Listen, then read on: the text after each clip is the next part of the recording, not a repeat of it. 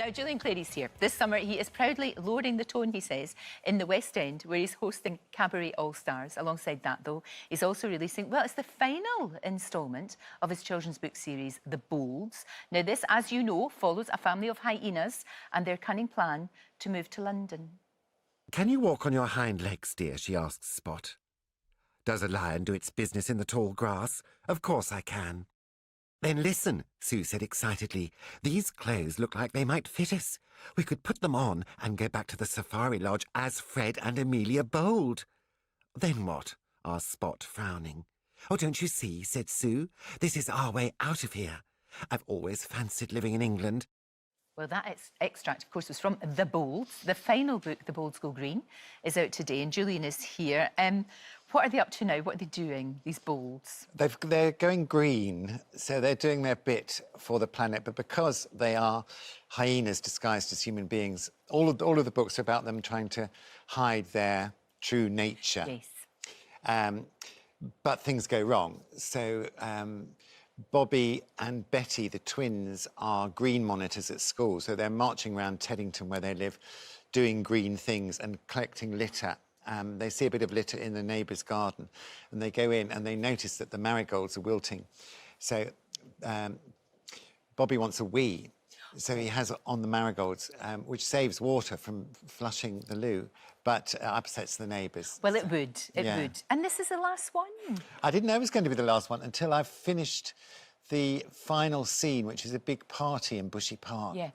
And all of the animals that the Bolds have rescued over the years come back to celebrate this party. Right. And I thought, oh, that feels like a finale. Because the Bolds are all in my head talking to me, and they said that's the end now. And it just felt that it was the right time and it was the right way to...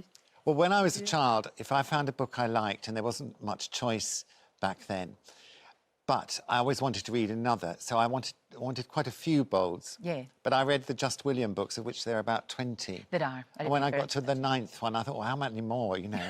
It's enough now, thanks. I've had sufficient. It's 6. But are we going to see them on stage? Is that going to happen? Because that'll be brilliant. Of all the things going on, the Bolds live on stage at the Unicorn is really exciting me. Because I've written it. I wrote the stage version and I wrote some of the songs. Okay. And I went to see a workshop the other week, and to see actors interpreting your words, and a choreographer had added things, and there's a set design. So that's over Christmas at the Unicorn. Oh, that's brilliant. What an amazing thing. Is that one of the things you're most proud of, the Bolds? Well, yes, probably. Yeah, I think so. It gives me a lot of pleasure. So. Making children laugh is just as much of a thrill as making anyone else laugh. Well, exactly. In fact, more so, I think, because they'll only laugh if they think it's funny. You know how sometimes people laugh and go, ha, ha, ha, politely? Yes. Children, no. There is no filter, is there? If they don't like it, they just tell you. Exactly. And this isn't educating children to go green, because they're way ahead of us, I think. Oh, absolutely, absolutely. I mean, there's a message there, but it's done in such a way that it doesn't feel that there is.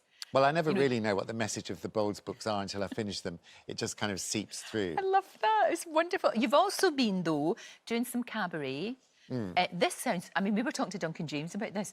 This is proper. This is a proper extravaganza. Yeah, it's a very sophisticated adult burlesque and boylesque show at Proud Cabaret on the Embankment, and I'm hosting on Fridays and Saturdays, or sometimes Thursdays. But it's not my show, you know. I come on and do my thing and mess around and sing a song, but there's all these amazing acts, and it's people are so desperate to go out and enjoy themselves. Oh, for goodness sake! It's wild. Do people get dressed up? And they get dressed up. See that's what we haven't done. Nobody gets dressed up anymore because there's nowhere to go. But so people can really go for it. It's a bit like a wedding, you know, where people get all dressed up and they arrive looking very sophisticated. By the end of the evening, they're on their hands and knees. Maybe in a good way, maybe not. It's absolutely We've all been there, fine. Lorraine. Now, look, what about Born to Mince? You are going to be mincing again, aren't you? Because we need that. This is my tour that's been put back several times. Finally going to happen this spring. So Born to Mince will be sort of the purest form, if pure is an appropriate word, of all the different things I do. But this is just me on stage doing my thing.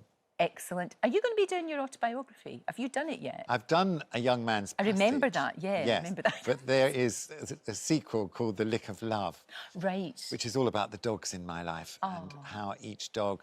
I've got a theory that dogs are sent to us by some kind of higher force to enhance your life in some way, to bring you something. Because Fanny the Wonder Dog was just, I mean, she was fabulous. Well, when I got Fanny when I was 20, I was quite a shy, retiring youth. And she... Were you? Are you sure? No, I was. And it was Fanny who taught me to be a bit more daring and to not worry about what other people think. Oh, see, Fanny was responsible for all of your success. It was Fanny. She had the star quality. It was Fanny that people came to see Definitely. in the 80s. It was. Definitely. I remember that. I remember that so vividly. I really do. It's wonderful. We're going to see you. I'm so excited about this. We're going to see you in the dresser with my son, Matthew Kelly, because in Wikipedia it says that I'm Matthew Kelly's mother. Really? Well, who knew? I love that. So, is my son behaving? Is it all right? Is it fine? Is it going to be good? Look at this. He's amazing, yes. Oh, He's playing Sir and I'm the dresser. And Yes. it's something to get my teeth into, you know. It's a wonderful play. It's going to be that I cannot miss. It's going to be amazing. I mean, I love the movie, but it's such a great role. It's such a great role. You have been watching the footy, haven't you? I have. You have. I love football. Isn't it great? Yeah, it's very stirring. It is. And thank you for the edited... Well, we just thought, look, You're not it's a missed opportunity. I mean, what if? You know, it's one of those kind of sliding door moments. You could either have done the Born to Mince or you Born to Score. Well, my grandmother always used to say to me, you're very tall, you should play tennis, as if that's all it takes. It's like, yeah, your dad also do that. I had other ideas. No, I live near to a pub with a big garden, and so it's like being in the crowd, you know. I know, and it's great. I did find myself punching the air, you know, like heterosexuals do when they scored, in a kind of gay way, but I was punching the air. I'd have paid money to see that. You're a joy. You're a joy. The Bolds are out now. We can go see them as well. They're actually going to be... Kids will just love that, but not just kids. Adults as well. That's yes, so for good. everybody. Born to Mince starts next March. I think so.